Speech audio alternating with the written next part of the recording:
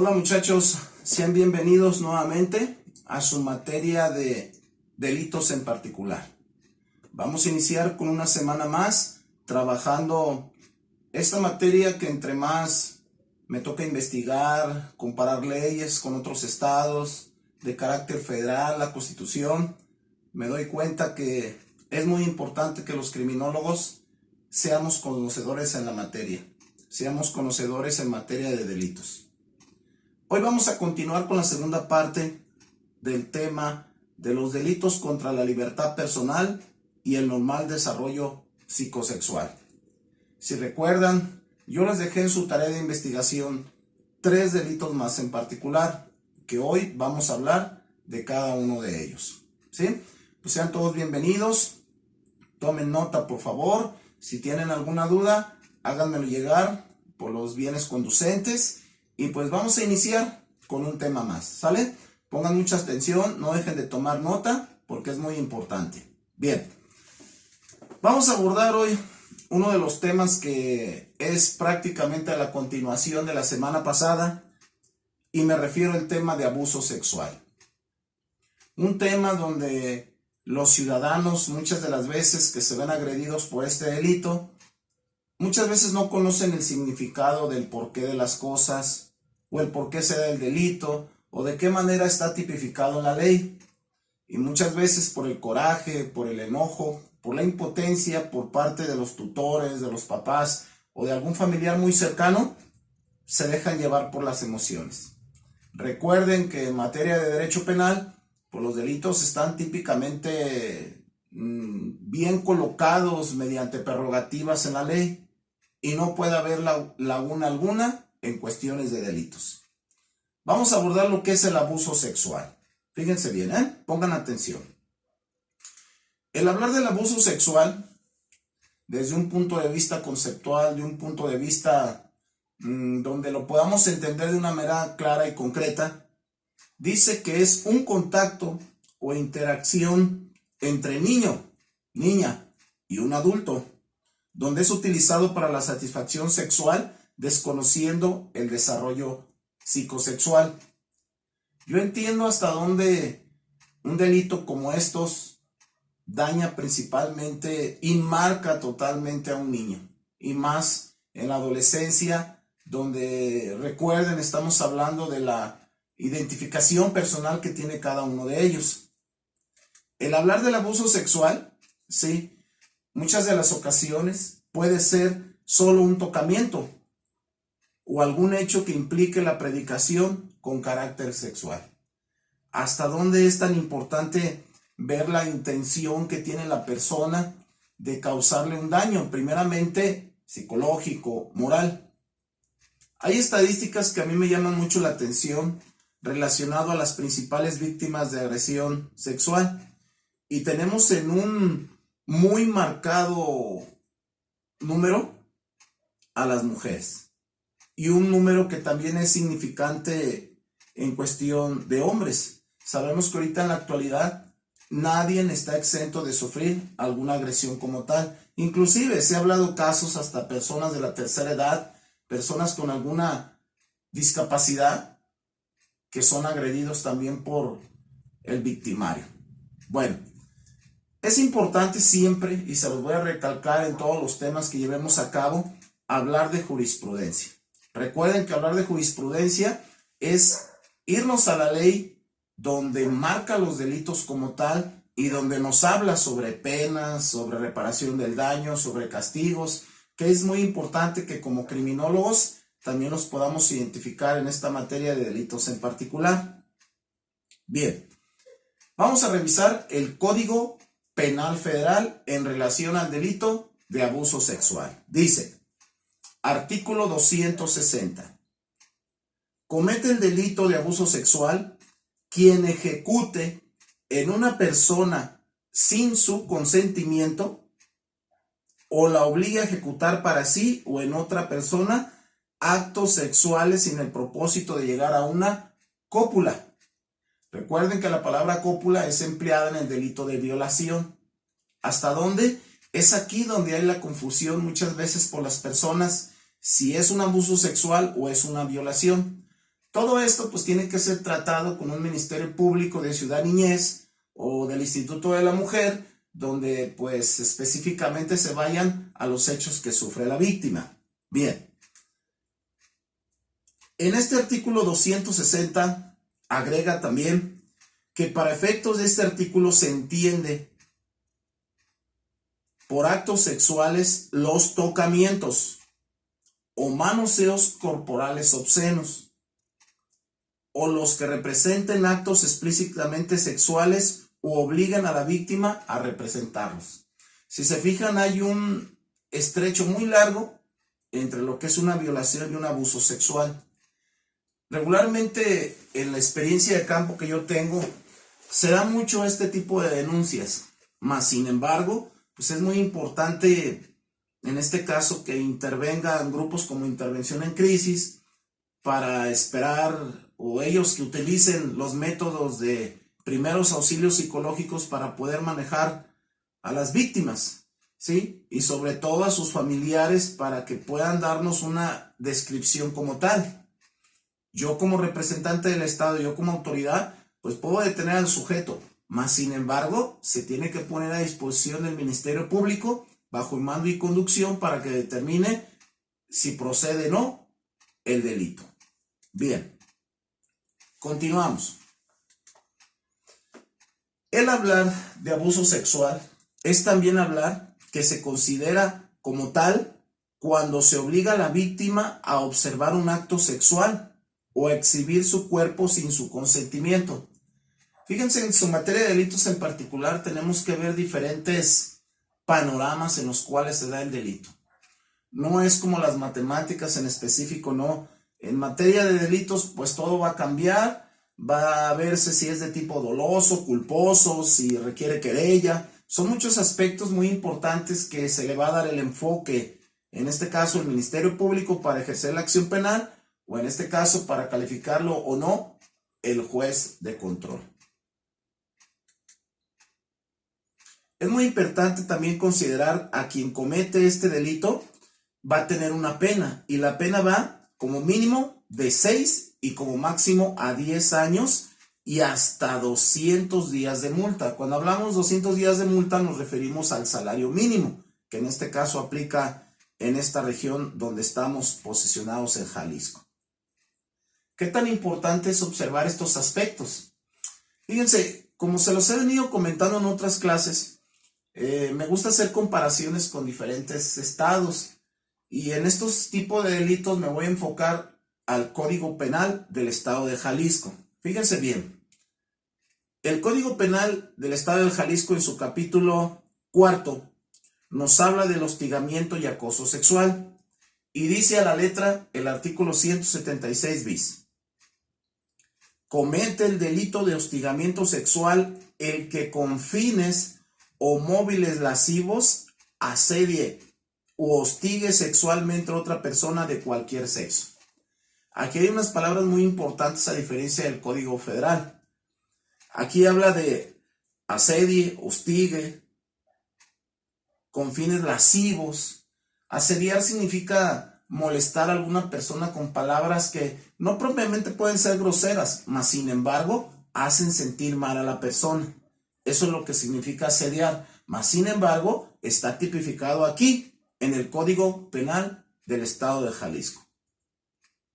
Bien, hay que ver algunas variantes, como por ejemplo, para que se dé un delito, muchas de las ocasiones los sujetos se valen de su posición jerárquica, de su poder, que es derivada de relaciones laborales, en este caso desde el ámbito docente, religioso, doméstico, o cualquier otro desempeño que se dé en este caso, que muchas veces sí va a implicar para que la víctima se someta, y al responsable de este delito se le impondrán de 2 a 4 años de prisión. Si se fijan, son conductas que son punibles y que vienen como tal en nuestra legislación actual. Y sobre todo, qué tan importante es que no deja de ser punible y no deja de estar marcado en la ley. Bien, si el acosador o hostigador fuese servidor público, fíjense que hay otro aspecto bien importante. Los que somos servidores públicos, los que estamos dentro de este medio, todavía estamos obligados a comportarnos de una mejor manera, y si cometiéramos el delito seríamos sancionados con una penalidad más drástica. Dice, y si él utilizara medios o circunstancias que el encargado le proporcione, además de las penas previstas en el párrafo anterior, se le destituirá de su cargo. Yo a veces creo que para la víctima, o para los familiares de la víctima, creo que sería poco. Muchas veces las personas, lejos de que los despidan, piden una sanción, piden pena, piden que se les resarza los daños psicológicos, médicos, todo lo que sea en favor de las víctimas. Por eso es bien importante, no lo digo yo, lo dice el Código Penal. Por lo tanto, quiero terminar hablando en este último párrafo. Este tipo de delitos solo serán perseguidos por querella del ofendido o de su legítimo representante. No puede decir uno, es que se vaya y que el Ministerio Público se haga cargo. No, necesitamos que haya querella, que se presente a la gente del Ministerio Público y ratifique los hechos que está comentando. Entonces, ¿qué tan importante es que entendamos que la palabra querella, denuncia, forma parte de lo que es la carpeta de investigación? Sí, ya que todo esto debe de hacerlo muchas de las circunstancias donde el menor se sienta incapaz que va a poder proceder por él mismo. Por eso necesita que un adulto lo asesore. Entonces, ¿qué tan importante es en este tema del abuso sexual? Poder enmarcarlo y que la gente lo comprenda y lo entienda. No es que haya lagunas en el derecho, no es que existan lagunas en el derecho, sino que deben de estar bien tipificados.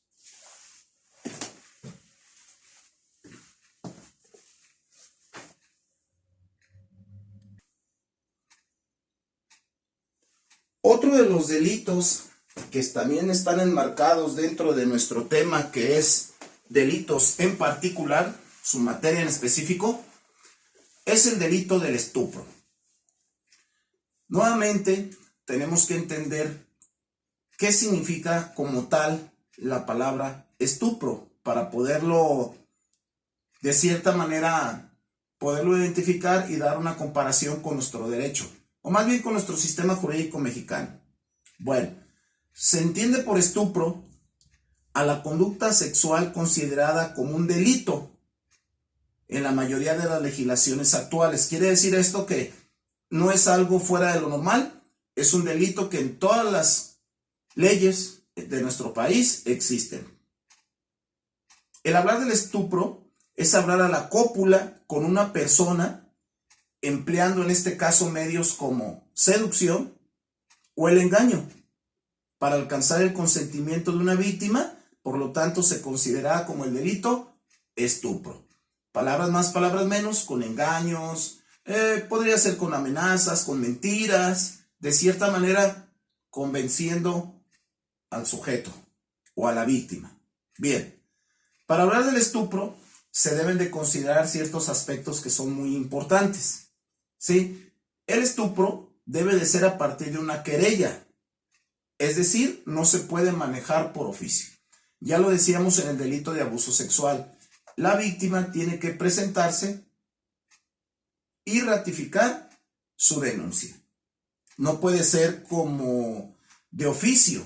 Si hacemos un ejemplo, por ejemplo, el delito de homicidio doloso, sí, no necesita querella, no necesita denuncia, se persigue por oficio. Mas, sin embargo, el estupro tiene que ir la víctima a ratificar su denuncia.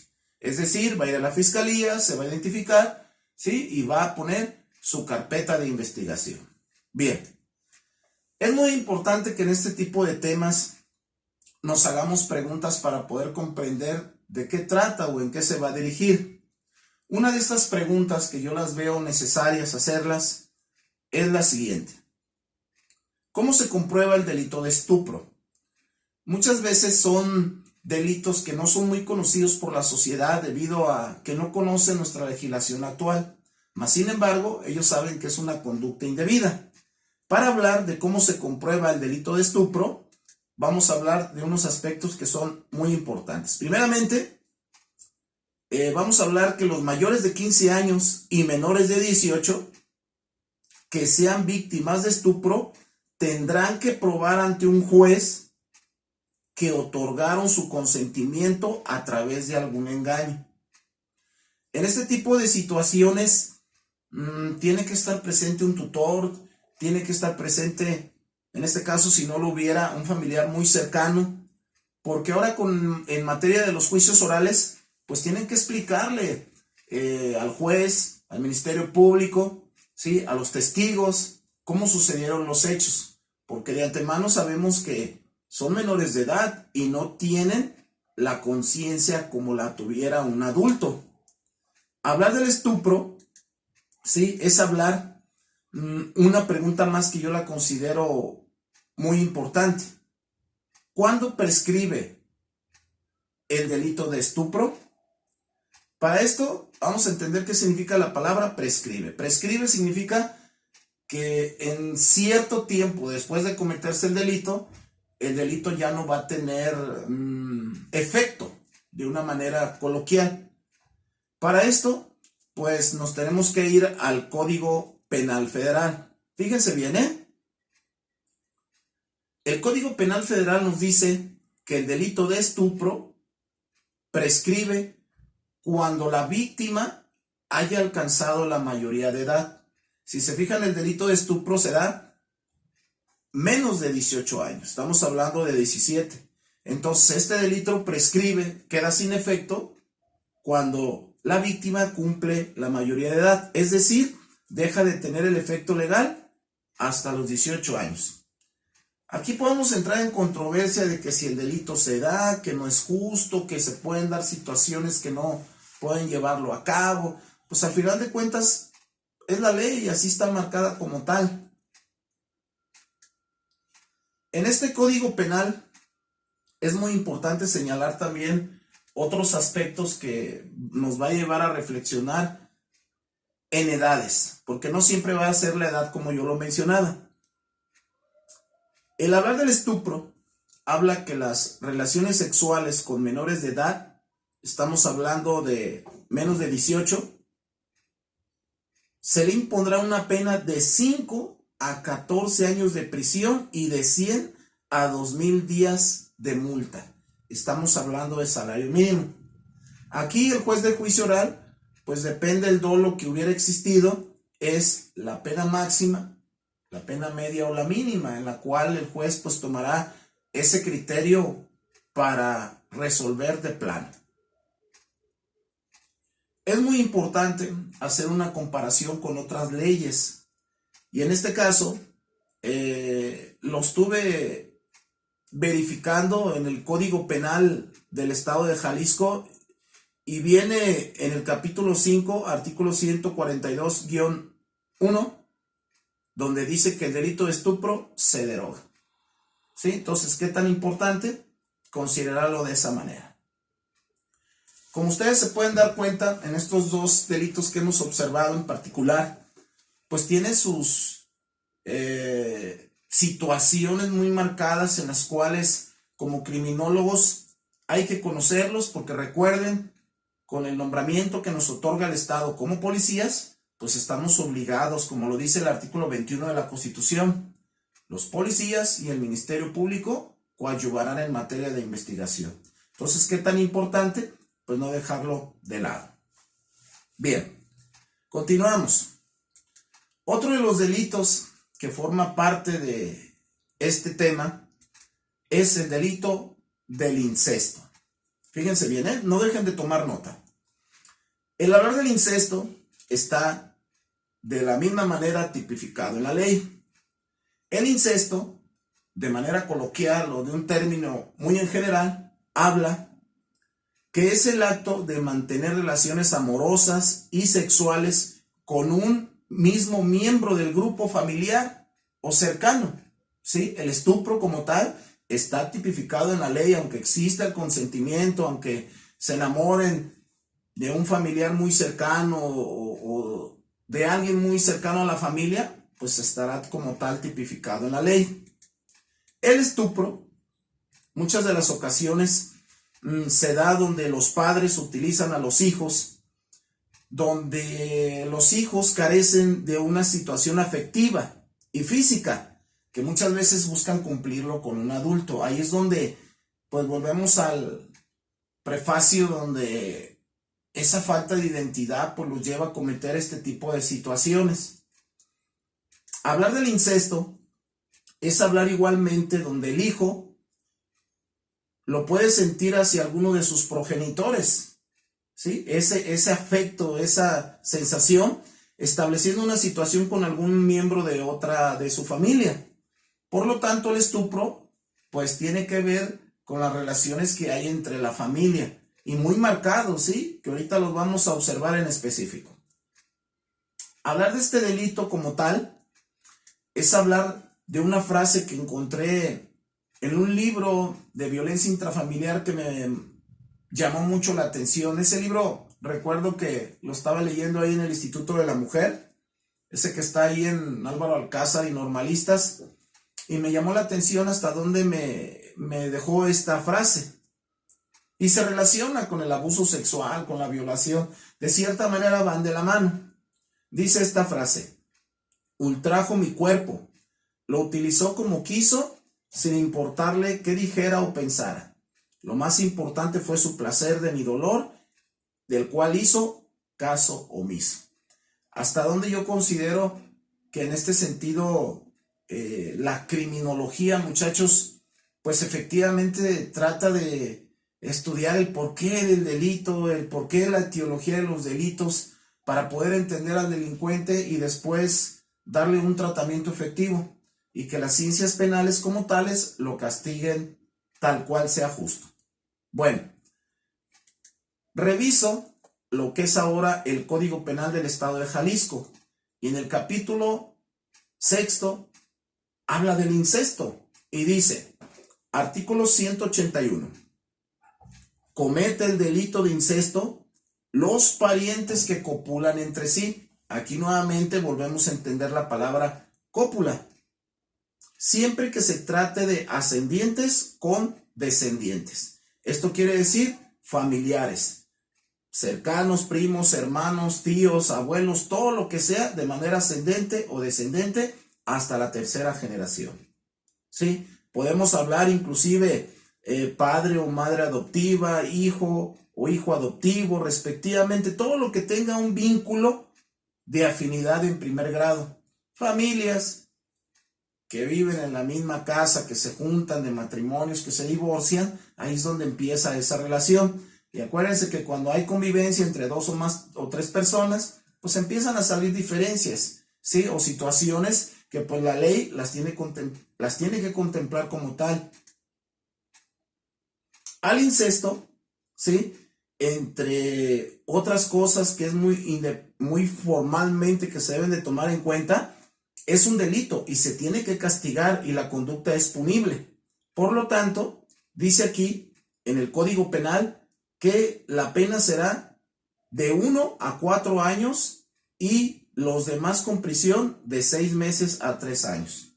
Hasta donde el juez de juicio oral tomará en cuenta el dolo de la situación. A pesar de que el menor diga que fue con su consentimiento, pues sabemos que en materia de psicología criminal no lo es así. ¿Por qué? Porque el victimario siempre se va a aprovechar de su posición. Entonces, ¿qué tan importante es cerrar estos 3 últimos delitos, jóvenes? Comprendiendo hasta dónde tiene una trascendencia el delito.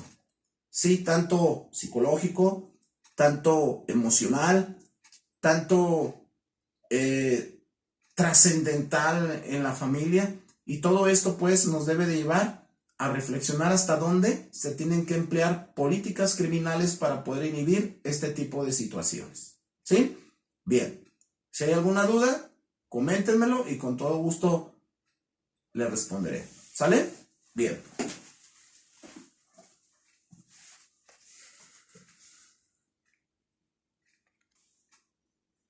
Bien, vamos a continuar con el cuarto tema dentro de su materia de delitos en particular, y ahora le vamos a dar un enfoque de extremo a extremo. Ahora vamos a hablar de lo que son, en específico, los delitos patrimoniales. Así como les comentaba hace un momento, como en materia de abuso sexual, estupro, violación, ¿sí?, hostigamiento. Ahora, dentro de su materia de delitos en particular, vamos a hablar de los delitos patrimoniales. Primeramente, tenemos que entender qué son los delitos patrimoniales como tal. El hablar de este tema, pues es hablar de todo lo que de cierta manera va en detrimento de la sociedad, en detrimento de la persona, la moral, el bien jurídico tutelado. Es de mucho comentar y de alto impacto ante la sociedad, y es muy importante que ustedes lo tomen muy en cuenta. Sí, pongan mucha atención. Este es un tema que nos incumbe como sociedad, nos incumbe como servidores públicos y nos incumbe como ciudadanos principalmente. Voy a hablar, dentro de este tema de delitos patrimoniales, voy a hablar del primero, que es el robo. Fíjense, muchachos, en este tema del robo, pues hay muchas modalidades. El robo a persona, el robo de vehículos, el robo equiparado, el robo en tentativa. Va muy enfocado a diferentes ámbitos que los ciudadanos sufren, son víctimas del delito. Por lo tanto, en materia de derecho penal, debe de ser muy en específico.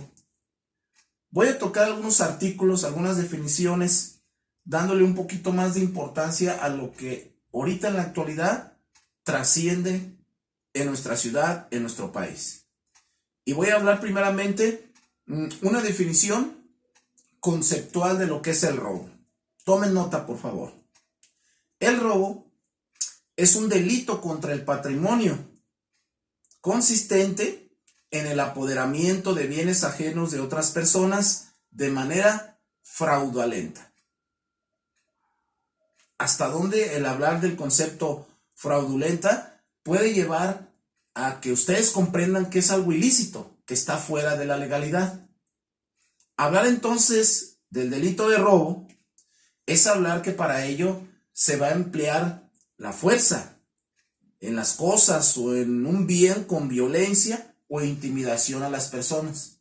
El robo, dentro de sus modalidades, pues sabemos que muchas veces se van a emplear armas de fuego, armas blancas, objetos punzocortantes también llamados, ¿sí?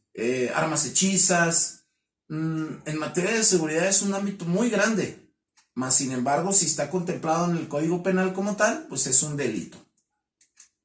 El hablar del robo es hablar de la apropiación de una pertenencia o propiedad que pertenece a un tercero indebidamente. Hasta donde el derecho lo marca como tal, y todo lo que encauce como un delito, pues tiene que ser marcado en nuestra ley, en nuestra jurisprudencia. Por lo tanto, fíjense bien, ahorita a continuación les voy a presentar cómo nos lo marca nuestro Código Penal Federal. Dice, título 22º, habla del delito contra las personas en su patrimonio, capítulo 1, en específico, el robo. Vamos a ver qué nos dice el Código Penal Federal en materia de análisis. Dice, artículo 367. Comete el delito de robo el que se apodere de una cosa ajena, mueble, sin derecho y sin consentimiento de la persona, que puede disponer de ella con arreglo a la ley. Nada de que lo tomé prestado, que no sabía. Se da la conducta del robo como comúnmente, ¿sí?, lo encuentro al estar trabajando como servidor público en la calle. El delito de robo, fíjense bien, dice además en el artículo 368 aspectos que son muy importantes comentarlos. Dice, se equipararán al robo y se castigará como tal. Fíjense bien los aspectos que habla este artículo. Número 1. El robo es considerado como el apoderamiento o destrucción dolosa. Dolosa quiere decir que va con toda la intención de hacerlo, de una cosa propia mueble. Si ésta se halla por cualquier título legítimo, o sea, una nota, unas escrituras, un documento que lo avale, en poder de otra persona y no medie consentimiento. Cuando no medie consentimiento, pues quiere decir que se lo está hurtando, se lo está quitando, ¿sí? El hablar de este artículo como tal nos dice en el artículo 368 bis, nos habla de la penalidad y nos dice: se sancionará con pena de 3 a 10 años de prisión y hasta 1000 días de salario mínimo, o sea, la multa, al que después de la ejecución del robo y sin haber participado en este. Fíjense que hay aspectos cuando son reincidentes, cuando de cierta manera se va el victimario y regresa. Todos esos aspectos, al momento de que se realiza una carpeta de investigación, el Ministerio Público, como representante de la sociedad, es el que se encargará de verificar todo ese tipo de aspectos. Y la ley pues lo marca muy específicamente. El hablar del delito de robo, dice el Código Penal Federal, es al que posea, enajene o trafique de cualquier manera, adquiera o reciba los instrumentos, objetos o productos del robo. Hasta donde también el Código Penal Federal lo tipifica la persona que también de cierta manera, pues no es el actor intelectual, pero más sin embargo es a la persona que le entregan, no sé, un celular que le robaron a una persona, van y lo llevan, lo venden, una tercera persona interviene ahí, pues también forma parte de lo que es esto. Podemos hablar que puede llegar esto a hablarse como delincuencia organizada en un aspecto ya más grave. El artículo 368 ter también habla de ese aspecto de robo del que estamos comentando. Dice: al que comercialice en forma habitual objetos robados, se refiere a que una persona que cometió un delito se lo vendan, lo compre de una manera ilícita, obvio, más barata, a sabiendas de esta circunstancia y el valor intrínseco de aquellos que sea superior a 500 veces el salario. Fíjense hasta dónde las penas van a aumentar cuando una persona compra objetos robados. Sabiendo de antemano que pues, es una conducta ilícita y nada de que no, pues aquí me lo vendieron y yo desconocía el procedimiento de dónde vienen las cosas, ¿no? Creo que no es la manera de manejarlo así. La penalidad dice que se le sancionará con una pena de 6 a 13 años de prisión y de 100 a 1000 días de salario mínimo como multa. Entonces, pues las penas no son tan bajas, pero más sin embargo, no resulta eficaz porque hay mucha reincidencia en este tipo de delitos. El hablar de este delito de robo dice también a la letra del artículo 371 que para estimar la cuantía del robo se atenderá únicamente el valor intrínseco del objeto del apoderamiento, ¿sí? También, ¿cuántas de las ocasiones lo que se roban lo destruyen en el jaloneo, se quebra, ya no sirve? Y pues se aplicará prisión de 3 hasta 5 años de prisión. O sea, al final de cuentas, el objeto lo dañan, aunque, no, que yo se lo devuelvo, que aquí está, pero si ya no sirve, se descompuso, pues el delito típicamente queda figurado como tal. Hay otros aspectos que lo marca este artículo. Dice: cuando el robo sea cometido por 2 o más sujetos, no estamos hablando de delincuencia organizada. Un ejemplo, los motorratones en el centro que andan en motos, en bicicletas, de a 2, sin importar el monto de lo robado, esto con objeto de violencia o acechanza o cualquier otra circunstancia que disminuya las probabilidades de defensa de la víctima y lo ponga en condiciones de desventaja, ¿sí? Hasta dónde la delincuencia común se va a hacer valer de los medios. En primer lugar, son más los que cometen en distracción de la víctima, que muchas veces el estar distraído pues es propicio para la delincuencia. ¿Sí? Hay que tomar en cuenta eso. Bien, el artículo 376 bis habla otra característica muy importante que es objeto de análisis. Dice, cuando el objeto robado sea un vehículo automotor, ojo, ahorita lo que tenemos muy de moda, un vehículo automotor terrestre que sea objeto de registro conforme a la ley de la materia. En este caso, con excepción de motocicletas, la pena será de 7 a 15 años de prisión y de 1.500 a 2.000 días de multa. El delito de robo calificado, en este caso en su modalidad de posesión en automóviles, también es considerado como un delito no grave como el homicidio, pero más sin embargo no puede quedar impune. ¿Sí? Por lo tanto, el Código Penal Federal lo toma como tal dentro del ramo del robo. Dice, la pena prevista en el párrafo anterior se aumentará en una mitad. Fíjense bien, aquí tenemos otro aspecto muy importante. Cuando el robo participe un servidor público. No quiere decir que lo castiguen al servidor público 2 veces por el mismo delito, no. Quiere decir que el hecho de ser servidor público le da ventaja sobre cualquier ciudadano. ¿Por qué? Porque tienen entrenamiento, porque tienen destreza, porque han adquirido conocimientos en el ramo de la seguridad pública. Por lo tanto, estamos hablando de un abuso del poder. Entonces, aquí lo dice tal cual el Código Penal Federal, que aumentará en una mitad de lo que el juez de juicio oral imponga.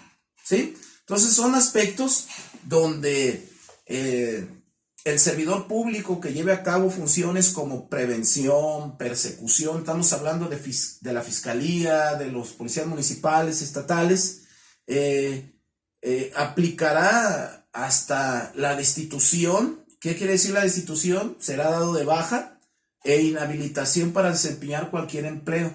Sí, lo marca la ley. Si el juez determina que se le retira su cédula profesional, se le dé de baja del Sistema Nacional de Seguridad Pública, no lo acepten en los exámenes de control y confianza, pues fíjense hasta dónde puede llegar una sanción como esta. Bueno, sigo revisando otras leyes y me sigue llamando la atención porque hay afinidad entre unas y otras. Y encuentro yo en el Código Penal del Estado de Jalisco el delito contra el patrimonio y estoy enfocándolo al robo. Fíjense bien, no dejen de anotar y estar haciendo comparaciones entre una ley y otra y al final de cuentas, ¿sí? Va equitativo de acuerdo al daño que sufre la persona. Dice el artículo 233. Cometen delito de robo el que se apodera de una cosa ajena mueble, sin derecho y sin consentimiento de la persona que pueda disponer de ella con arreglo a la ley. Muy claro. Hay ocasiones que yo escucho personas de que no, que hay lagunas en el derecho. Pues yo no veo lagunas en el derecho. Las prerrogativas, es decir, los artículos, pues son muy claros y específicos. Además, se tendrá por consumado el robo desde el momento en que el activo tenga en su poder lo robado, aun cuando lo abandone o lo desapoderen de él. No lo traía, lo aventaron, lo arrojaron, me lo echaron, no es mío. Al final de cuentas, si está en su poder, lo arrojó, hubo un testigo que vio lo que haya sido, está considerado como tal y es sancionado ante la ley. Fíjense bien, todos esos aspectos en materia de delitos en particular tienen que ser muy observados.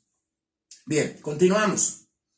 El artículo 234 del Código Penal del Estado de Jalisco habla en materia de robo que el desmantelar, remarcar, alterar, trasplantar los números originales de identificación de uno o de más vehículos automotores robados.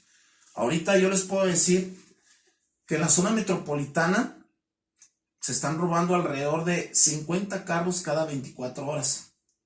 Estamos hablando que el delito de robo, pues en diferentes rubros como este, son muy marcados. Y no se diga el robo a personas, el robo a casa habitación, Por eso en materia de criminología, pues es altamente de análisis, ¿sí? Entonces, ¿hasta dónde? Esto debe de ser muy marcado ante la sociedad. Bien, no dejen de estar anotando, jóvenes, para cualquier duda que vaya surgiendo.